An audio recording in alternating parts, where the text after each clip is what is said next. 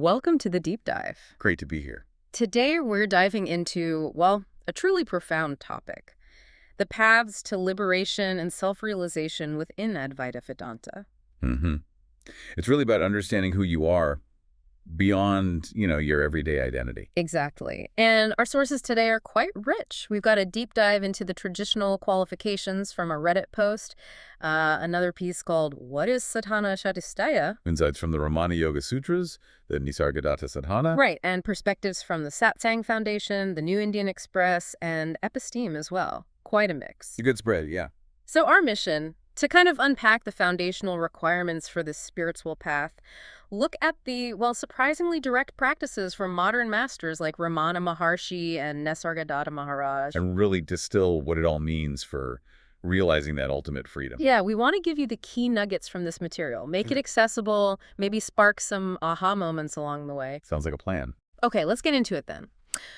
When you first look at the traditional Advaita Vedanta path, there's this foundational set, almost like prerequisites, called Sadhana Chatustaya. That's right, the four qualifications. The sources really emphasize these as crucial for preparing the mind. Kind of like prepping the soil before planting the seeds. Exactly. Without this groundwork, the deeper teachings, they might not land right or could even be misunderstood. Okay. So the first one is viveka, discrimination. What's the core of that? At its heart, viveka is, well, it's about seeing the difference between the eternal and the non-eternal. Okay. It's this growing conviction, that there's something unchanging, something permanent, often called Brahman, the ultimate reality amidst everything else in the universe that's just constantly shifting, temporary. So it's like looking around at, I don't know, your job, your car, even your feelings, and realizing, okay, these things come and go, they're temporary. Right. And through that, you start to sense there must be something that isn't temporary. Precisely. And one source points out it's also an ethical discrimination, seeing truth versus falsehood. And from that conviction about what's passing and what might be permanent, the second qualification naturally arises. Which is vairagya, dispassion. Now, this one sounds a bit austere, like becoming emotionless. Yeah, it gets misunderstood sometimes. But vairagya isn't about being a robot. Definitely not. It's not a lack of passion. It's more like a redirection of passion. Okay. So it's dispassion for the non-eternal things, the temporary stuff, and instead cultivating this strong, burning passion for the eternal truth. So you still live in the world, but you're not desperately clinging to things because you see they're fleeting anyway. Exactly. You understand they take a lot of energy for, well, pretty momentary results. And you start longing for that permanent truth you glimpse through viveka. It's interesting you mentioned the sources one talked about a study showing some modern confusion around this. People weren't sure if dispassion meant you couldn't appreciate beauty or truth anymore. Right. It can seem counterintuitive. But the teaching is actually the opposite. Detachment from the transient allows you to perceive the real beauty, the underlying truth more clearly because you're not caught up in the surface changes. That makes sense. If you're obsessed with the waves, you miss the ocean underneath. Okay, so viveka, vairagya. Then the third pillar, Shad Sampat, the sixfold discipline. These sound more like practical, hands-on qualities. They are, very much so. It's a set of 6 internal and external disciplines that really refine the mind and the senses. Okay, what are they? First is shama, tranquility, basically controlling and calming the mind, steering it away from negativity towards virtue. Like mental discipline. Exactly. Then there's dhamma, self-control. This is about mastering your senses and actions. So you're not just, impulsively chasing external things or getting caught up in harmful stuff, finding joy in doing good instead. Okay. Uparati is next, often translated as withdrawal. Now, this could mean withdrawing from worldly activities that distract from the spiritual goal. Or, as one source specifically puts it, staying aloof from wicked or immoral people, basically avoiding negative influences. That study you mentioned found some uncertainty around uparati, too, that idea of avoiding negative influences. Seems these concepts can bump up against modern values sometimes. They can feel challenging, yes. Next is titiksha, forbearance. Forbearance, like patience. Patience, tolerance, endurance. It's about handling the inevitable ups and downs, insults, praise, loss, gain, without getting knocked off course. Staying steady in your pursuit. The study also noted this one is often seen as quite difficult. I can imagine. Okay, 2 more. Then shraddha, faith. And this is crucial. It's not blind faith. It's a deep, passionate trust in the teacher, the scriptures, the path after you've examined it with viveka. Once you've committed, doubt is seen as, well, unhelpful. Makes sense. You've done your due diligence, now you commit. And the last one. Samadhana, concentration. Cultivating that single-pointed focus, essential for meditation, for deeper understanding. It leads to mental balance, equilibrium. So these 6 are like the practical toolkit, the mental and ethical muscles you need to support the discrimination and dispassion. That's a great way to put it. They're seen as essential ethical skills, kind of like managing your inner world effectively. Okay. And the 4th and final qualification in Sadhana Chatustaya. Mugushudva, the longing for liberation. The driving force. Absolutely. A strong, steady, almost burning desire for freedom, freedom from the cycle of suffering, from limitations, a deep, deep yearning to realize your true nature beyond the body and mind. And if you don't feel that intensely right away. The idea is that practicing the other 3, the viveka, vairagya, the shad sampat, can naturally ignite it or intensify it. It's considered a very powerful, strengthening state in itself. So these 4 together, viveka, vairagya, shad sampat, mumukshutva, they lay the traditional groundwork.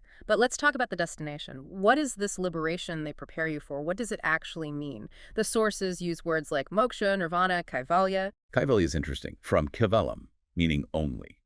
It points to this understanding that fundamentally there's only one witness consciousness observing everything. Liberation, it's really about freedom. Freedom from the chains of identifying as this small, separate, limited self. And it's fascinating how this desire is described as almost innate, like a baby wanting to leave the womb. But often it takes suffering or hitting a wall later in life to really activate that search. That's often the catalyst, yes. Yeah. Sorrow, insecurity, just feeling incomplete. It makes you question that temporary identity you've built, makes you wonder, is this all I am? Or is there something more? And the more is described as fullness. Yes, Kornada, complete fullness. Right. Or sometimes shunya, which doesn't mean nothingness in a negative way, but more like no-thingness, beyond definition. The path is about realizing you're not this limited, incomplete individual, but actually part of that eternally free, supreme reality. And all the different traditional paths we hear about, bhakti devotion, karma yoga service, raja yoga, jnanamarga, knowledge, they're all heading towards the same peak. Ultimately, yes. The aim is singular. Freedom from the limited identity and the discovery, the realization that you are that eternally free reality. And the biggest roadblock mentioned. The ego, that sense of I, me, mine, that jumps in and claims ownership. One source calls it a phantom devil. It constantly inserts itself. I did this, I want that. Yeah, the sources talk about how just trying to cut the ego directly is maybe impossible or misses the point. Right. The deeper shift is realizing things just happened, and you are the witness. But the ego keeps saying, I'm the doer. The goal is that profound realization, I did nothing. Everything unfolds. Okay, so that sets the stage beautifully. Foundation, goal, main obstacle. Let's turn now to 2 really influential modern masters and their approaches, starting with Sri Ramana Maharshi. Right, Ramana Maharshi. His teachings, especially as laid out in the Ramana Yoga Sutras, are presented as being for everyone. The aim is self-realization, what he often called Atmanishta, inherent in the self. And his starting point seems incredibly direct. Sutra 1, in here in the self. Atmanitohava, that's it, the goal right up front. Pretty much. It means dwelling firmly as the ultimate self, turning away completely from the world's affairs and ideas, being, as one source puts it, literally dead to it. Wow. And a key point mentioned is no reliance on external powers. No gods or angels needed for this. That's a distinctive feature of his direct path teaching, yes. It's an inward journey, self-reliant in that sense. And Sutra Sukhin tells you how to do this. Enter the heart. Vidivisha. But this isn't the physical heart, right? No, not the organ. It's a state of consciousness, a dynamic center, a force, the very source from which thoughts arise and the place they dissolve back into. But it's not just zoning out or falling asleep. Absolutely not. It requires alert, wakeful awareness, the quality of sattvaguna. The sources bring in Maya here, that power which both veils reality, avarana sakti, and projects the appearance of the world, vikshepa sakti. Entering the heart means piercing that veil. Okay, so how does he suggest we do that? What are the practical techniques? Sutra 3rd mentions breath control. Yes, controlling the breath, the vital force, prana, specifically the mukhya prana, the main in and out breath. Slowing or stopping the breath movement can make thoughts decrease and subside, a classic yogic technique. But then Sutra 4 offers something quite unique to him, doesn't it? Watching the breath? Yes, by constant watching of the breath. Satata pratyavekan. This is different. You simply observe the breath passively, without trying to control it at all. And what happens? The breath naturally slows down, becomes finer and finer, almost vanishes, and as the breath slows, the rising of thoughts also slows dramatically. This creates these gaps, these intervals of pure consciousness, free from thought, a state very close to the divine, just witnessing awareness itself. That sounds very subtle but powerful. And it's noted this method doesn't require external rituals and avoids pitfalls like ego inflation. Exactly. It's very internal, very simple, yet profound. And then, of course, his most famous teaching, self-inquiry, Sutra V. Searching for oneself with the mind, manasasva sinvata, the who am I practice. This is the core. The search isn't for a verbal answer, like I am consciousness. It's about tracing the feeling I, the I thought, which is seen as the root thought back to its source. So you hold on to that I feeling and look intently for where it comes from. Yes, persistently. And the teaching is that this phantom devil, the ego I, which has no real substance, dissolves back into its source, which is pure consciousness, the Atman, when you search for it directly.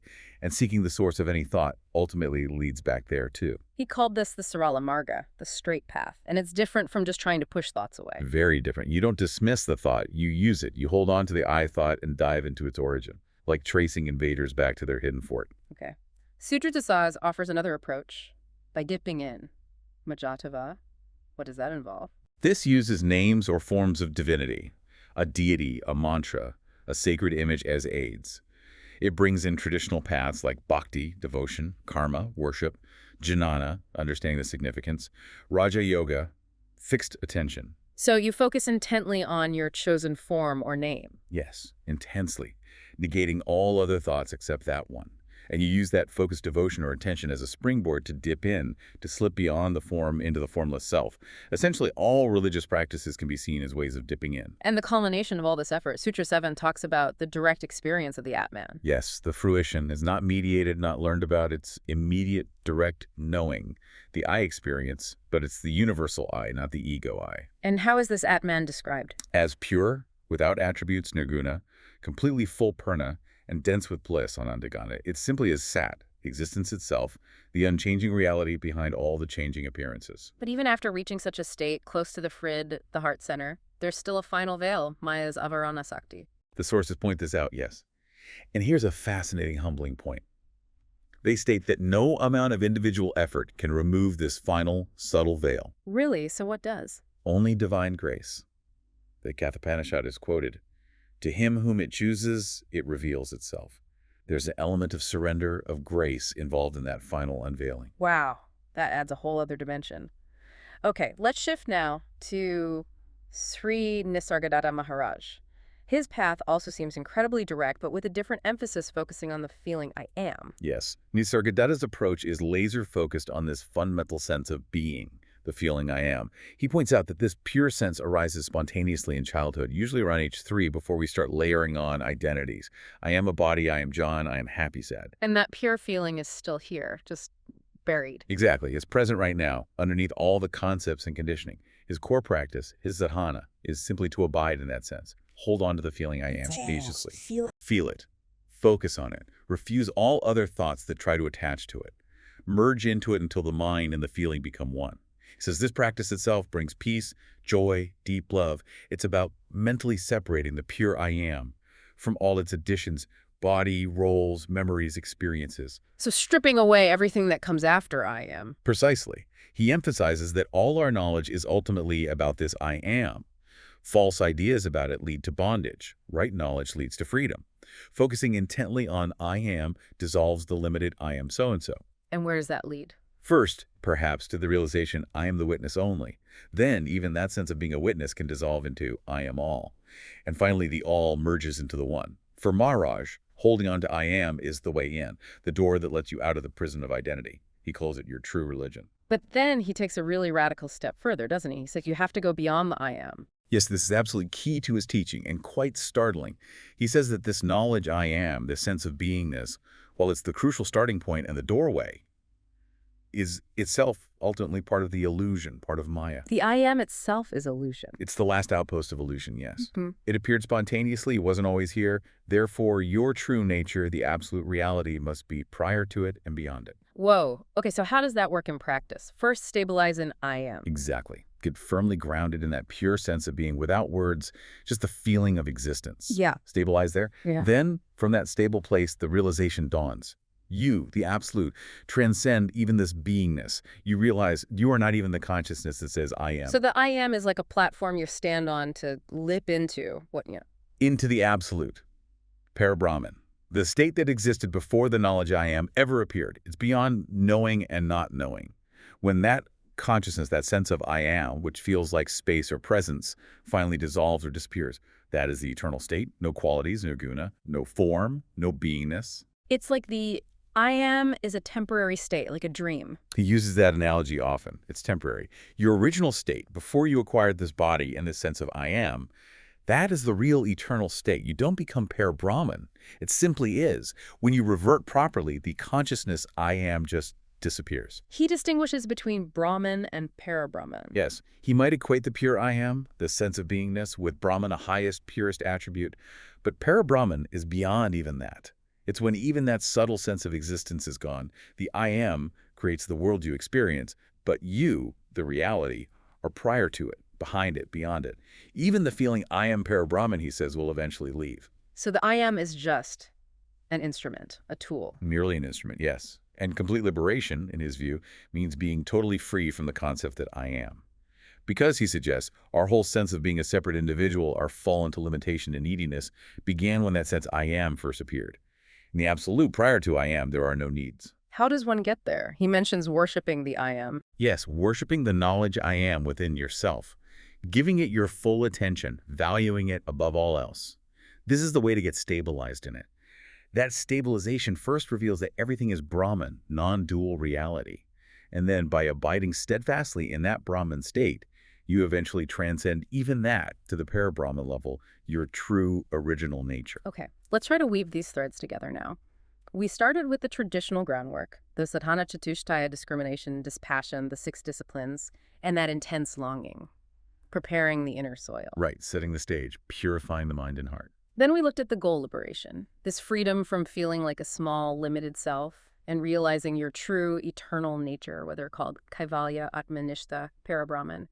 It points to that ultimate reality. The unshakable, ever-present truth of what you are. And we explored 2 powerful, very direct modern paths. Ramana Maharshi pointing inwards, urging you to ask, who am I? Or watch the breath, or use devotion to dip in to the self. Very much about tracing the Aya thought or consciousness back to its source. And then Nisargadatta Maharaj, starting with that most basic sense of existence, the I am, urging you to abide there relentlessly. And then revealing the radical step, that even this fundamental I am must be recognized as temporary, as an appearance, and ultimately transcended to realize the absolute state, which is prior to all consciousness.